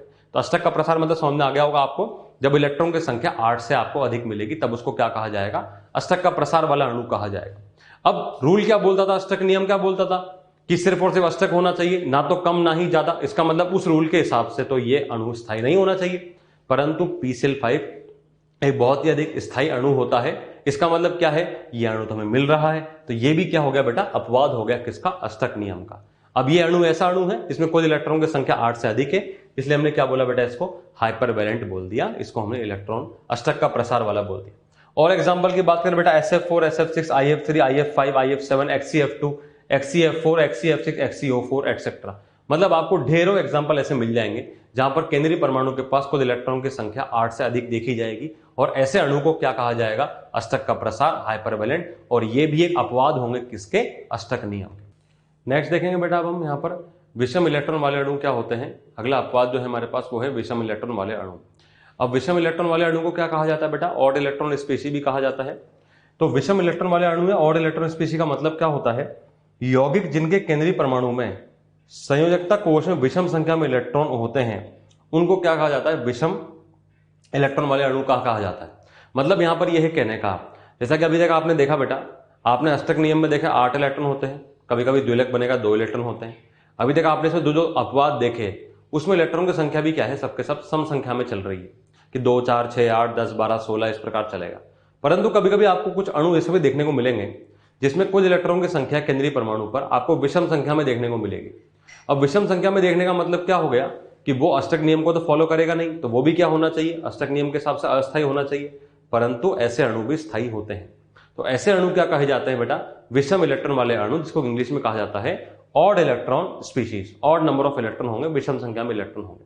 लाइक फॉर एग्जांपल देखें बेटा हम NO NO2 ClO2 ClO3 etcetera, ऐसे बहुत सारे एग्जांपल आपको देखने को मिलेंगे। जैसे बेटा मैं आपको एग्जांपल बताता हूं एक ClO3 वाला। एक एग्जांपल लिखा बेटा हमने यहाँ पर ClO3। ClO3 के केंद्रीय परमाणु कौन है बेटा? क्लोरीन। तो क्लोरीन लिखा बेटा हमने ऐसा क्लोरीन। अब क्लोरीन के बाह्यतम कोश में कितने इलेक्ट्रॉन? तो क्लोरीन के बाह्यतम कोश में 7 इलेक्ट्रॉन। तो हमने 7 इलेक्ट्रॉन बताया बेटा यहाँ पर 1 2 3 4 5 6 और 1 7। फिर बगल में कितने ऑक्सीजन है बेटा? 3 ऑक्सीजन है। 3 ऑक्सीजन के लिए हमने ऐसा बताया यहाँ पर 1 ऑक्सीजन, ये दूसरा ऑक्सीजन और ये तीसरा ऑक्सीजन। ये हो गया बेटा। ऑक्सीजन के पास कितने इलेक्ट्रॉन होते हैं बेटा? 6 इलेक्ट्रॉन होते हैं। यहाँ पर बताया हमने 1 2 3 4 5 6, 1 2 3 4 5 6, 1 2 3 4 5 6। अब ऑक्सीजन को तो क्या है बेटा? 2 इलेक्ट्रॉन की आवश्यकता है, तो ऑक्सीजन 2 इलेक्ट्रॉन साझा कर लेगा। ऑक्सीजन 2 इलेक्ट्रॉन साझा कर लेगा यहाँ पर, तो इसका अष्टक पूर्ण हो जाएगा, इसका अष्टक पूर्ण हो जाएगा, इसका अष्टक पूर्ण हो जाएगा। परंतु हमारा ध्यान यहाँ पर केंद्रीय परमाणु पर। यदि हम केंद्रीय परमाणु की बात करें तो क्लोरीन भी क्या कर रहा है बेटा? सबके साथ 2 इलेक्ट्रॉन साझा कर रहा है। 2 इलेक्ट्रॉन साझा कर लेगा तो इसके पास में हम कुल इलेक्ट्रॉन की संख्या देखते हैं। अब आप ये बात देखें, क्लोरीन के पास कितने इलेक्ट्रॉन हो गए? तो आप बेटा यहाँ पर गिने, 2 और 2 4, 2 6, 2 8, 2 10, 2 12 और 1 13। तो यहां पर आपने ये बात देखा कि क्लोरीन के पास में कुल इलेक्ट्रॉन कितने हो गए बेटा? 13 इलेक्ट्रॉन हो गए। यहां पर क्लोरीन के पास 13 इलेक्ट्रॉन हो गए। क्लोरीन के पास कितने इलेक्ट्रॉन हो गए बेटा? 13 इलेक्ट्रॉन हो गए, 13 इलेक्ट्रॉन हो गए। अब 13 इलेक्ट्रॉन का होने का मतलब क्या है कि ये एक ऐसा संख्या, एक विषम संख्या। तो ऐसा अणु क्या कहा जाएगा? विषम इलेक्ट्रॉन वाला अणु कहा जाएगा, जिसको कि हम क्या बोलेंगे बेटा? ऑड इलेक्ट्रॉन स्पीशीज बोलेंगे। तो ऐसे अणु भी क्या होते हैं? ये सब अष्टक नियम के अपवाद होते हैं। तो स्टूडेंट्स, अगला बेटा हम लोग देखेंगे कि अगला हमारे पास में क्या है अपवाद अष्टक नियम का। और अष्टक नियम का जो अगला अपवाद है हमारे पास में वो आता है बेटा छद्म अक्रिय गैस विन्यास। अब छद्म अक्रिय गैस विन्यास के पहले तो मतलब समझे, मतलब क्या है? छद्म का मतलब क्या होता है बेटा? झूठा, फॉल्स। इसको इंग्लिश में क्या बोलते हैं बेटा? सूडो। तो छद्म अक्रिय गैस विन्यास का मतलब क्या है? एक ऐसा विन्यास जो कि आपको दिखने में ऐसा लग सकता है कि वो अक्रिय गैस विन्यास है, परंतु है नहीं। अब दिखने में ऐसा लग सकता है, वो कैसे और होता क्यों नहीं है, इसके बारे में हम देखते हैं। पहले हम इसके बारे में कोई डिस्क्रिप्शन देख लेते हैं। छद्म अक्रिय गैस विन्यास क्या है? वह धनायन जिसके बाह्यतम कोश में 18 इलेक्ट्रॉन होते हैं। ऐसा धनायन जिसके बाह्यतम कोश में 18 इलेक्ट्रॉन होते हैं, उसे हम क्या बोलते हैं बेटा? छद्म अक्रिय गैस विन्यास कहा जाता है उसको। जैसे एग्जांपल की बात करें, gallium +3, copper +, Ag+, zinc +2, cadmium +2, Sn+4, Pb+4 इत्यादि, ये सब होते हैं। अब इसका मतलब क्या होता है छद्म अक्रिय गैस विन्यास का? देखें बेटा, जैसे बात करें एग्जांपल के लिए हम गैलियम की, तो यदि हम गैलियम का इलेक्ट्रॉनिक विन्यास देखते हैं तो गैलियम का परमाणु क्रमांक क्या होता है बेटा? 31 होता है। गैलियम परमाणु क्रमांक होता है 31। तो हमने यहाँ पर ऐसे 31 बता दिया। 31 के हिसाब से हम लोग विन्यास लिखेंगे तो क्या होगा बेटा? 1s2 2s2 2p6 3s2 3p6 310 4s2 4p1। मतलब ये तो लिखने का तरीका हो गया। आप जानते हैं कि 3s2 3p6 के बाद बेटा पहले 4s आएगा, फिर 3d आएगा, फिर 4p आएगा, पर हमने इसको जानबूझ करके ऐसा लिखा है ताकि आपको बात समझने में आसानी हो। तो जब हमने इसका विन्यास लिखा, अब हमसे क्या कहा जा रहा है कि बेटा गैलियम +3 के बारे में बात करें, तो +3 का मतलब क्या होगा? हम इसके बाह्यतम कोश के अंदर 3 इलेक्ट्रॉन निकाल देंगे। क्योंकि इसका बाह्यतम कोश अभी चौथा कोश है, तो चौथे कोश के अंदर से पहले s के 2 इलेक्ट्रॉन हटाए जाएंगे, उसके बाद p का 1 इलेक्ट्रॉन हटाया जाए। जब s के 2 इलेक्ट्रॉन हटा दिए जाएंगे, p का 1 इलेक्ट्रॉन हटा दिया जाएगा, तो अब इसका विन्यास क्या बन जाएगा? तो अब गैलियम +3 का विन्यास क्या होगा बेटा? तो 1s2 2s2 2p6 3s2 3p6 और 3d10 तक रहेगा। अब आप एक बात देख सकते हैं कि गैलियम की यदि बात करी जाए तो गैलियम का जो विन्यास था, अगर आपसे पूछे कि इसका बाह्यतम कोश कौन सा है, तो आप बोलेंगे क्लियरली यहाँ पर इसका चौथा बाह्यतम कोश। बाह्यतम कोश की संख्या क्या है? 4 है। परंतु जैसे ही गैलियम ने गैलियम +3 का निर्माण करा, अब चौथे कोश में कोई इलेक्ट्रॉन मौजूद रहा नहीं, अतः इसके इलेक्ट्रॉनिक विन्यास के हिसाब से अब इसका बाह्यतम कोश क्या हो जाएगा बेटा? तृतीय कोश हो जाएगा। तृतीय कोश हो जाएगा बेटा।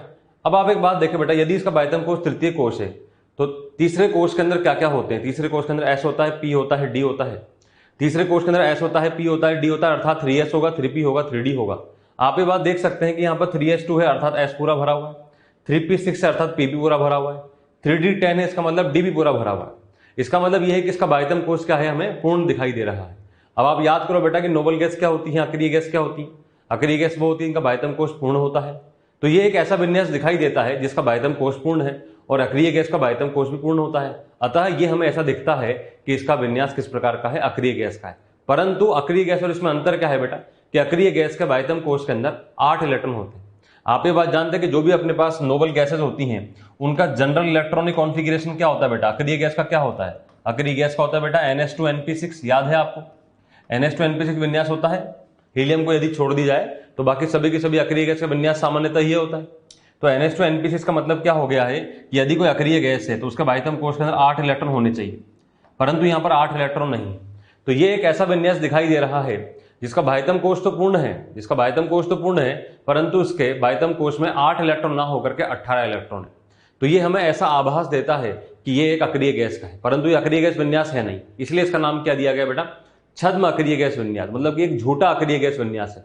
झूठा अक्रिय गैस विन्यास क्यों है, अक्रिय गैस विन्यास क्यों कहा जा रहा है इसको, क्योंकि इसका बाह्यतम कोश पूर्ण है। आप देख सकते हैं बेटा एस भरा है, पी भरा है, डी भरा है, और तृतीय कोश के अंदर एस पी डी तीनों ही होते हैं, तो तीनों के तीनों पूरे भरे हुए, अर्थात बाह्यतम कोश पूर्ण रूप से भरा हुआ है, परंतु कुल इलेक्ट्रॉन की संख्या 8 ना होकर के 18 है। इसी वजह से इसको हम एग्जैक्टली अक्रिय गैस विन्यास नहीं बोल सकते, तो क्या बोला जाता है बेटा, छद्म अक्रिय गैस विन्यास बोला जाता है। तो छद्म अक्रिय गैस विन्यास का मतलब क्या है, जिस धनायन के बाह्यतम कोश के अंदर 18 इलेक्ट्रॉन मौजूद होंगे उसको हम क्या कहेंगे, छद्म अक्रिय गैस विन्यास बोलेंगे। अब छद्म अक्रिय गैस विन्यास वाले जो धनायन बन रहे हैं इनके यौगिक भी बनते हैं। जैसे बात करें बेटा हम गैलियम की, गैलियम एक यौगिक बनाता है बेटा GaCl3। अब यदि हम गैलियम के +3 के बारे में बात करें तो गैलियम का +3 तो बनना ही नहीं चाहिए था, तो गैलियम का +3 बन क्यों रहा है, इसको भी समझा नहीं पाया कौन, अष्टक का नियम। तो हमें गैलियम +3 के यौगिक मिलते हैं, सिमिलरली बेटा जिंक +2, इन सब के हमें यौगिक मिलते हैं, तो इन सब यौगिकों के बारे में कुछ कमेंट नहीं कर पाया। तो ये भी एक प्रकार से क्या है बेटा, हमारे पास में ड्रॉबैक है ऑक्टेट रूल का, एक हमारे पास में कमी है, या फिर यूं बोल सकते हैं हम दोष है किसका, अष्टक नियम का। अब अष्टक नियम के अपवाद जब हमने देखे, तो अष्टक नियम के अपवाद देखने के बाद हमको एक बात क्लियर हो रही है बेटा कि अष्टक नियम एक फुल प्रूफ मेथड नहीं है। फुल प्रूफ मेथड नहीं होने का मतलब क्या है, ये कोई जरूरी नहीं है यदि किसी का अष्टक पूर्ण होगा तभी उस यौगिक को स्थायी कहा जाएगा, ये कोई जरूरी बात नहीं है। तो दिमाग में इस बात को लेकर के चले बेटा कि यदि किसी यौगिक में तत्व का यदि अष्टक पूर्ण हो रहा है तब क्या वो स्थायी है, जी हाँ 100% वो स्थायी। परंतु यदि किसी यौगिक में तत्व का अष्टक पूर्ण नहीं हो रहा है तब क्या वह अस्थायी है, तो जी नहीं, इसके बारे में हम डायरेक्टली कोई कमेंट नहीं कर सकते हैं, डायरेक्टली कोई बात नहीं कर सकते हैं, क्योंकि अभी हमने देखा बेटा कुछ अपवाद होते हैं। तो यदि किसी तत्व का अष्टक पूर्ण नहीं हो रहा होगा तब उसमें हम आगे की थ्योरी के बारे में डिस्कस करते हुए चलेंगे। तो ये इस प्रकार से बताया जाएगा कि कैसे कैसे बंध का निर्माण हो सकता है और क्या होगा। तो ये बात करी बेटा हमने किसके बारे में, अष्टक नियम के बारे में बात करी। अब अष्टक नियम के आधार पर क्या हुआ कि हमने ये बात तो देखा कि बंध का निर्माण होगा, और बंध का निर्माण किस प्रकार होगा, इस प्रकार बंध का निर्माण होगा।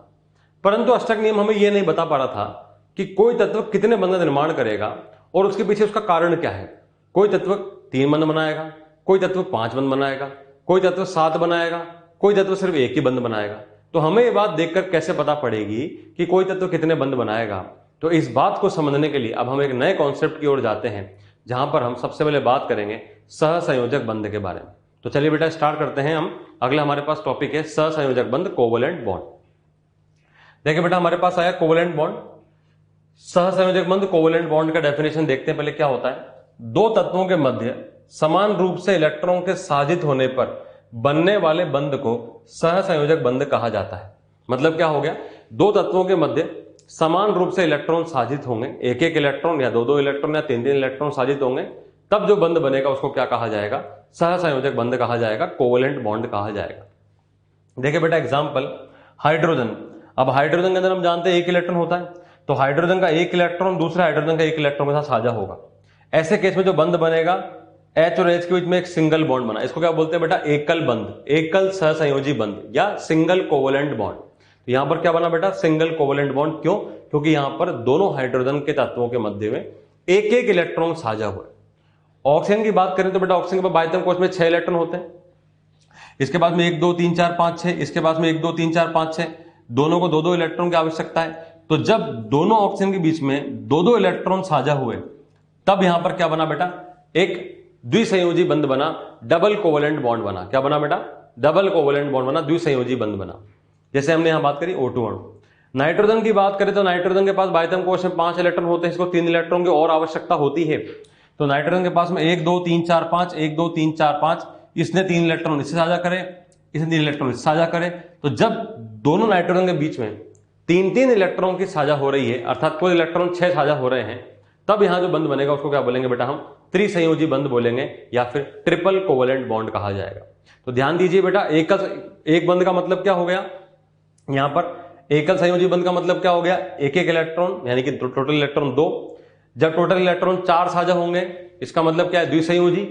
टोटल इलेक्ट्रॉन 3 साझा होंगे इसका मतलब क्या होगा बेटा, ट्रिपल बॉन्ड होगा, इसको क्या बोलेंगे हम, त्रिसंयोजी बोलेंगे। बार बार बेटा हम सिंगल बॉन्ड, डबल बॉन्ड और ट्रिपल बॉन्ड इस तरह की शब्दावली का इस्तेमाल करेंगे, बहुत ही आसान है इसको समझना। इसको आप बार बार दिमाग में लेकर चलें कि सिंगल बॉन्ड का मतलब एक एक इलेक्ट्रॉन साझा, डबल बॉन्ड का मतलब दो दो इलेक्ट्रॉन साझा, और ट्रिपल बॉन्ड का मतलब तीन तीन इलेक्ट्रॉन साझा। तो आपने देखा बेटा यहाँ पर हाइड्रोजन में एक सिंगल बॉन्ड है, या डबल बॉन्ड है, या ट्रिपल बॉन्ड है। अब कुछ बच्चे गलती क्या करते हैं इसके अंदर, देखे बेटा, यदि मान लीजिए कि मैं आपसे पूछूं कि जरा सोचकर बताओ कि नाइट्रोजन के अंदर कितने सिंगल बॉन्ड है, तो कुछ बच्चे बोलेंगे कि सर यहाँ पर 3 सिंगल बॉन्ड है। जी नहीं, यहाँ कोई सिंगल बॉन्ड नहीं है, ध्यान देना है, कोई सिंगल बॉन्ड नहीं है, ना ही यहाँ कोई डबल बॉन्ड है। ऐसा मत बोल देना कि सर इसमें एक सिंगल बॉन्ड है और एक डबल बॉन्ड है, नहीं, इसमें एक ट्रिपल बॉन्ड है, इसमें एक ट्रिपल बॉन्ड है। क्यों है ट्रिपल बॉन्ड? क्योंकि ट्रिपल बॉन्ड की परिभाषा यह है कि दो तत्वों के मध्य में तीन तीन कुल मिलाकर 6 इलेक्ट्रॉन साझा हो, अर्थात नाइट्रोजन में एक ट्रिपल बॉन्ड है, ना कि एक सिंगल, ना ही एक डबल, इस तरह से। सिमिलरली ऑक्सीजन के अंदर कोई सिंगल बॉन्ड नहीं है, ऑक्सीजन के अंदर एक डबल बॉन्ड है। तो ध्यान दीजिएगा बेटा, क्योंकि दोनों तत्वों के मध्य में कुल 4 इलेक्ट्रॉन साझा हो रहे हैं, दो इसके दो इसके, इसलिए इसका नाम क्या है? Double covalent bond. तो बेटा जनरल सी इंफॉर्मेशन है, सामान्य सी इंफॉर्मेशन है क्या कि कोवलेंट बॉन्ड सहसंयोजक बंध का निर्माण कैसे होता है? जब दो इलेक्ट्रॉन साझा होते हैं। जब एक एक इलेक्ट्रॉन होगा तो सिंगल बॉन्ड, दो दो इलेक्ट्रॉन होंगे तो डबल बॉन्ड, तीन तीन इलेक्ट्रॉन होंगे तो ट्रिपल बॉन्ड का निर्माण हो जाएगा। नेक्स्ट बात करते हैं बेटा हम सहसंयोजकता के बारे में, कोवैलेंसी के बारे में डिस्कस करते हैं। सहसंयोजकता क्या होती है?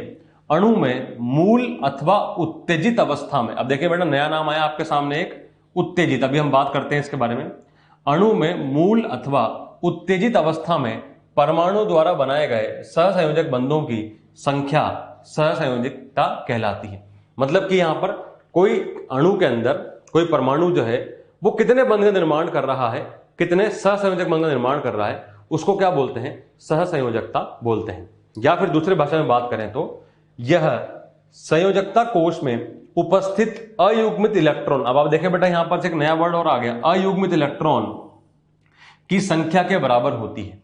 मतलब यहां पर यह है, इसको यदि आप आसान भाषा में समझना चाहें तो क्या है, यदि किसी अणु का निर्माण हुआ या किसी यौगिक का निर्माण हुआ तो कोई तत्व कितने सहसंयोजक बंध बनाएगा उसको ही उसकी सहसंयोजकता कह दी जाती है। जो तत्व जितने सहसंयोजक बंध बनाएगा उसकी उतनी ही क्या होगी? सहसंयोजकता होगी, जिसको कि हम समझेंगे अयुग्मित इलेक्ट्रॉन की संख्या के आधार पर। कॉन्सेप्ट यहां पर यह बात बोलता है कि कोई तत्व वही बंध बना सकता है जितने उसके अंदर अयुग्मित इलेक्ट्रॉन होंगे, केवल और केवल अयुग्मित इलेक्ट्रॉन के द्वारा ही बंध बनाए जा सकते हैं। अर्थात जितने अयुग्मित इलेक्ट्रॉन होंगे उतनी ही वह सहसंयोजकता दर्शा सकता है, उतनी वह कोवैलेंसी को दर्शा सकता है।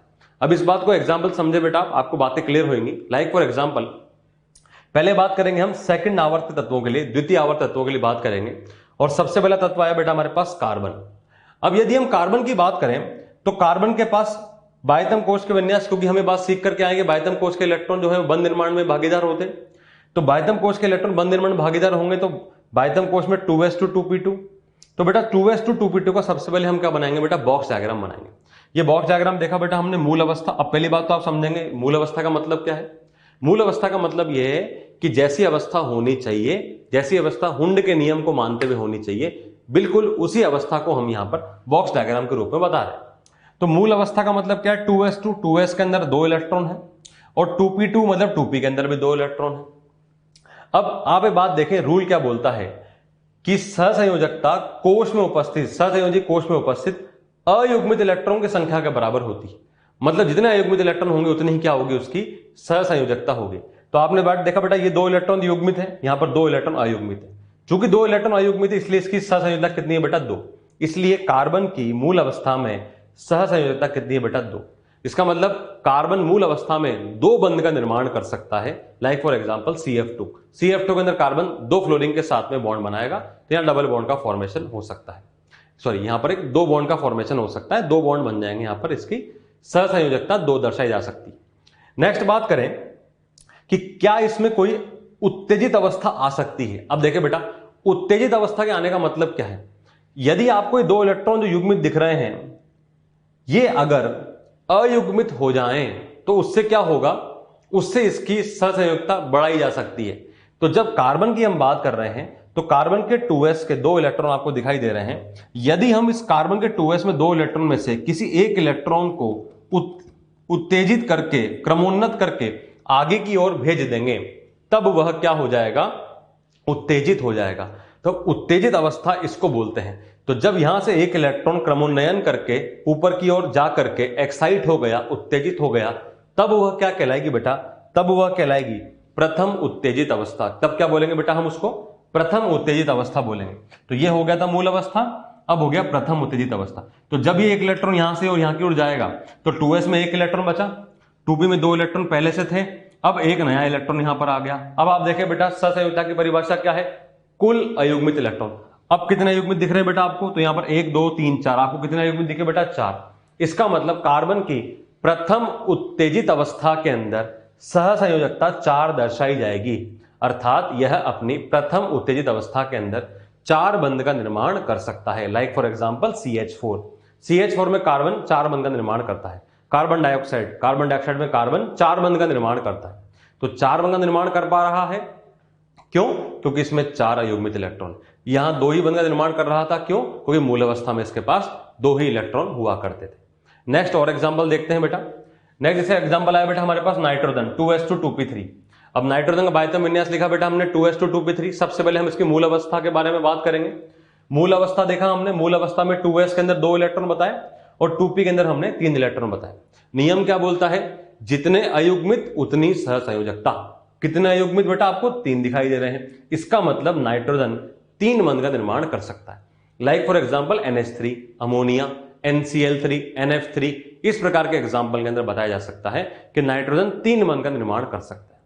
अब अगला पॉइंट यहां पर यह है कि जैसे हमने कार्बन के अंदर उत्तेजित अवस्था देखी थी, क्या नाइट्रोजन के अंदर भी उत्तेजित अवस्था संभव है? तो आप एक बात देखें बेटा, इलेक्ट्रॉन को यदि हम उत्तेजित करेंगे तो भेजेंगे कहां? भेजने के लिए आपके पास में रिक्त कक्षक होना चाहिए। चूंकि यहां पर कोई रिक्त कक्षक नहीं है, आपको मालूम है कि द्वितीय जो कोश होता है उसके अंदर केवल और केवल 2 उपकोश होते हैं, S और P, अर्थात सेकंड के अंदर 2s होगा और 2p होगा। यदि आगे 2d होता तब हम इस इलेक्ट्रॉन को आगे भेज करके उसको अयुग्मित करके उसकी सहसंयोजकता को अलग अलग बता सकते थे, परंतु यहां पर 2d कक्षक नहीं है, तो d कक्षक नहीं होने की वजह से इस इलेक्ट्रॉन को अयुग्मित नहीं करा जा सकता, अर्थात नाइट्रोजन अपनी सहसंयोजकता को आगे और नहीं बढ़ाया जा सकता। यहां पर सिर्फ और सिर्फ मूल अवस्था के अंदर ही बंध का निर्माण होगा। तो देखिए बेटा बात क्या बताया हमने आपको, नाइट्रोजन में डी कक्षक की अनुपस्थिति के कारण उत्तेजित अवस्था संभव नहीं है। समझ में आ गई बेटा बात आपको, क्योंकि सेकंड के अंदर डी नहीं होता है। इसी कारण से नाइट्रोजन NCl5 का अस्तित्व नहीं बना सकता है, NCl5 का अस्तित्व नहीं होता, क्योंकि नाइट्रोजन 5 बंध का निर्माण नहीं कर सकता, क्योंकि नाइट्रोजन के पास में अधिकतम मूल अवस्था के अंदर 3 ही इलेक्ट्रॉन हो सकते हैं और उसके बाद रिक्त डी कक्षक नहीं है, इसलिए वह उत्तेजित अवस्था में नहीं जा सकता। इसीलिए नाइट्रोजन केवल और केवल 3 बंध का निर्माण करेगा और इसी कारण से NCl5 का अस्तित्व नहीं होता है, क्योंकि नाइट्रोजन के पास में रिक्त डी कक्षक नहीं होते। नेक्स्ट एग्जांपल देखिए बेटा, ऑक्सीजन 2s2 2p4। इसकी मूल अवस्था देखी बेटा हमने, तो 2s में 2 इलेक्ट्रॉन, 2p के अंदर 4 इलेक्ट्रॉन। अब यहां पर देखिए बेटा सहसंयोजकता क्या होगी, तो क्या है सहसंयोजकता का मतलब, कितने अयुग्मित इलेक्ट्रॉन है? 2 अयुग्मित इलेक्ट्रॉन। इसका मतलब कितनी सहसंयोजकता है बेटा इसकी? 2, अर्थात ऑक्सीजन 2 बंध का निर्माण कर सकता है। Like for example H2O, H2O के अंदर ऑक्सीजन 2 बंध बना रहा है हाइड्रोजन हाइड्रोजन के साथ। OF2 ऑक्सीजन 2 बंध बनाएगा, ऑक्सीजन फ्लोरीन के साथ में बंध बनाएगा। अब आप ये बात सोचें कि क्या यहां पर क्रमोन्नयन करके इसको उत्तेजित अवस्था में लाया जा सकता है? तो जी नहीं, यहां पर भी नहीं लाया जा सकता, क्योंकि जो दिक्कत नाइट्रोजन में थी वैसी वैसी दिक्कत ऑक्सीजन में। क्यों है? ऑक्सीजन भी द्वितीय आवर्त का तत्व है, यहां पर 2 ही कोश हैं, 2 कोश हैं, अर्थात यहां पर सिर्फ और सिर्फ 2s और 2p है, यहां 2d का अस्तित्व नहीं है। यदि इसमें 2d होता तो इलेक्ट्रॉन को आगे क्रमोन्नयन करके उसका अयुग्मन कर दिया जाता, उससे सहसंयोजकता बढ़ाई जा सकती थी, परंतु यहां पर रिक्त डी कक्षक नहीं है, इसीलिए ऑक्सीजन भी यहां पर मजबूर है कि वह अपनी सहसंयोजकता को बढ़ा नहीं सकता है, वो सिर्फ और सिर्फ 2 ही अपनी संयोजकता दर्शा सकता है। तो मतलब क्या है बेटा, ऑक्सीजन में डी कक्षक की अनुपस्थिति के कारण उत्तेजित अवस्था संभव नहीं है। समझ में आ गई बेटा बात आपको? इसी कारण से OF4 OF6 का अस्तित्व नहीं होता है। इसी कारण से ऑक्सीजन 4 नहीं बना सकता, 6 बंध निर्माण नहीं कर सकता। तो ऑक्सीजन क्या करेगा, सिर्फ और सिर्फ अपनी मूल अवस्था के हिसाब से केवल और केवल 2 बंध का निर्माण कर सकता है। नेक्स्ट एग्जांपल देखें बेटा, फ्लोरीन। फ्लोरीन देखा बेटा हमने 2s2 2p5। इसका मूल अवस्था देखा बेटा 2s में 2 2p में 5। यहां कितनी सहसंयोजकता होगी बेटा? 1, क्योंकि यहां पर सिर्फ और सिर्फ 1 ही अयुग्मित इलेक्ट्रॉन है। यहां पर फ्लोरीन 1 बंध का निर्माण करता है। लाइक फॉर एग्जांपल HF के अंदर फ्लोरीन हाइड्रोजन से बंध बना करके 1 बंध का निर्माण कर सकता है। अब वही वाली बात जो हम नाइट्रोजन और ऑक्सीजन में डिस्कस कर रहे थे, क्या यहां पर अयुग्मन करके इलेक्ट्रॉन को आगे भेज करके क्रमोन्नयन करके सहसंयोजकता बढ़ाई जा सकती है? तो जी नहीं। क्यों नहीं? वही कारण से, क्योंकि फ्लोरीन भी द्वितीय आवर्त तत्व है, इसके पास में दो ही कोश हैं, द्वितीय कोश के अंदर 2s और 2p ही होता है, 2d नहीं होता है। यदि 2d होता तो इलेक्ट्रॉन को आगे क्रमोन्नयन करके उत्तेजित अवस्था में भेज करके उसका अनपेयर्ड कर दिया जाता, उससे उसकी सहसंयोजकता बढ़ जाती, परंतु अभी नहीं ऐसा हो सकता। इसलिए फ्लोरीन भी केवल और केवल अपनी मूल अवस्था में ही बंध का निर्माण कर सकता है। तो वही वाली बात यहां पर यह है बेटा, हम यहां पर भी सेम टू सेम बात बोल सकते हैं। अब यहां से बेटा कुछ इंपॉर्टेंट बातें जो आपने सीखी वो क्या है? पहली बात तो ये देखे बेटा आप नोट में देखे बेटा फर्स्ट पॉइंट, इलेक्ट्रॉन को केवल समान कोश में ही उत्तेजित किया जा सकता है। वेरी वेरी इंपॉर्टेंट पॉइंट बेटा, सबसे इंपॉर्टेंट पॉइंट ये है, केवल और केवल समान कोश में ही उत्तेजित किया जा सकता है। मतलब ये हो गया, यदि इलेक्ट्रॉन द्वितीय कोश में है तो आप उसको द्वितीय में ही भेज सकते हैं, आप उसको तीसरे चौथे में नहीं भेज सकते। यदि इलेक्ट्रॉन तीसरे कोश में है तो आप उसको तीसरे में ही रख सकते हैं, आप उसको चौथे पांचवें में नहीं भेज सकते। मतलब यह हुआ, इलेक्ट्रॉन का क्रमोन्नयन यदि होना है, यदि आपको इलेक्ट्रॉन का क्रमोन्नयन करना है, उसको उत्तेजित करना है, तो आपको कोश संख्या समान रखनी पड़ेगी। एक ही कोश के अंदर क्रमोन्नयन या उत्तेजित हो सकता है। सेकंड पॉइंट देखें बेटा, बेरिलियम और बोरोन केवल और केवल उत्तेजित अवस्था में बंध निर्माण करते हैं। वेरी इंपॉर्टेंट पॉइंट बेटा, बेरिलियम और बोरोन केवल और केवल अपनी उत्तेजित अवस्था में बंध निर्माण करते हैं, और फ्लोरीन, ऑक्सीजन, नाइट्रोजन उनकी मूल अवस्था में ही यौगिक बनाते हैं। जैसा कि अभी हमने देखा, फ्लोरीन, नाइट्रोजन, ऑक्सीजन तीनों को हम देखकर आ चुके हैं। ये क्या करते हैं बेटा? केवल और केवल अपनी मूल अवस्था में ही बंध निर्माण कर सकते हैं।